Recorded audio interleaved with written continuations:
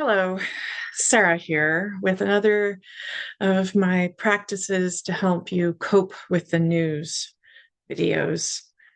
In my last video, I said I would do something soon about anger. And so that's today's topic, responding to our anger and processing it with a practice. There's all kinds of societal messages about anger that we're not supposed to feel angry, and that spiritual practice is incompatible with anger, and many other things that I find really not helpful, especially when there is injustice, when there are wrongs in the world. It is natural to feel anger. Anger is, in fact, a necessary emotion. It lets us know when something is wrong. So, how can we helpfully process and move the anger through our body so that it doesn't become a clogged up ball of unhealthiness inside us? A book that I recommend that everyone read, and it seems especially important right now in our time of state sanctioned violence and racism, is My Grandmother's Hands by Resmaa Menakem. And in this book, there's a lot about trauma and healing, racialized trauma, how the body has to be settled before healing can begin. And in the chapter on the wisdom of clean pain, pain that is not doing further harm, but is allowing ourselves to experience the pain that we are holding. The author recommends 5 anchors for moving through clean pain.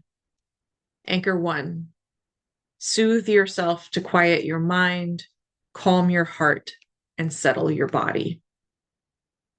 Anchor 2, simply notice the sensations, vibrations, and emotions in your body instead of reacting to them.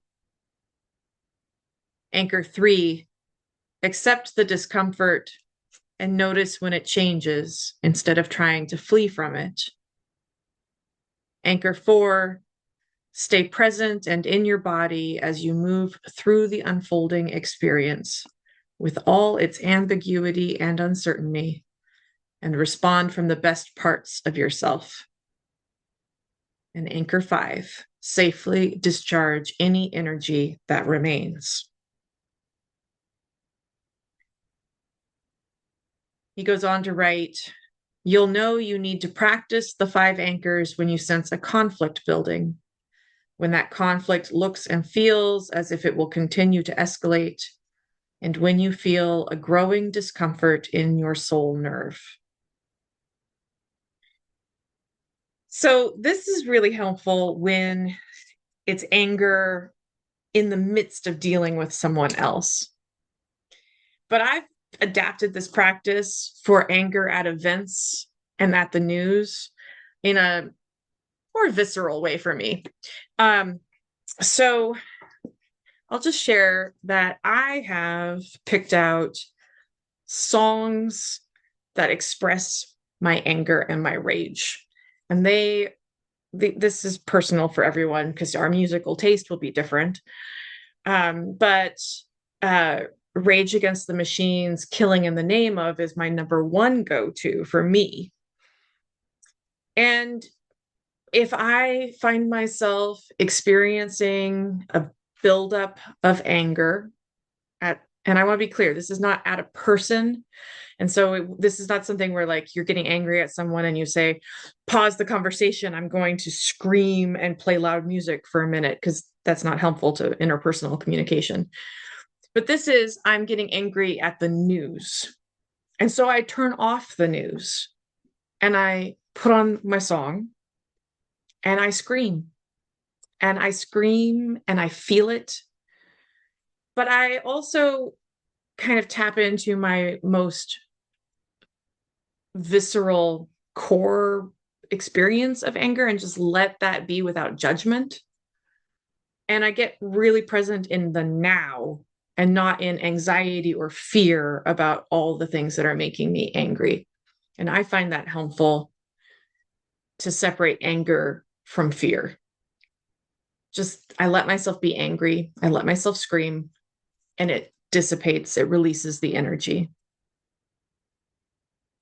This may not work for everyone. And again, this is not a good practice when you are engaged in an interpersonal conflict with someone in which you're angry. This is best just used for that anger at issues and events and things that are coming across your news feed. But I find that sometimes just some from my guts and from my heart screaming, and then I stop and I notice the sensations in my body. I acknowledge what I am angry about.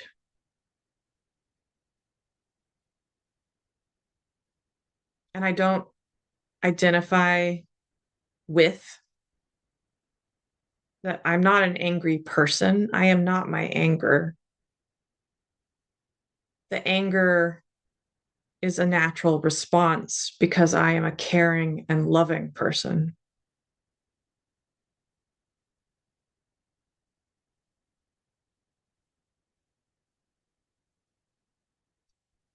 And I let it be without judgment.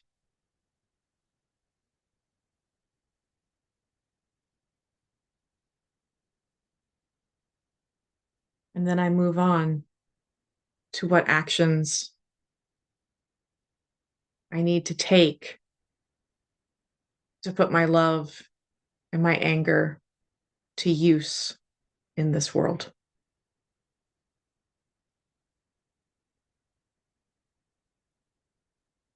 It's not easy facing these times,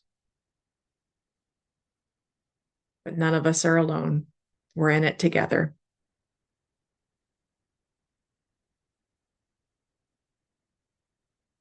May you know yourself, beloved.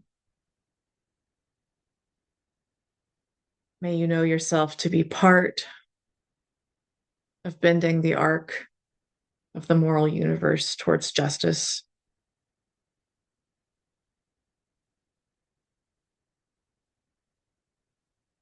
May you know that you're not alone. Blessed be, dear ones.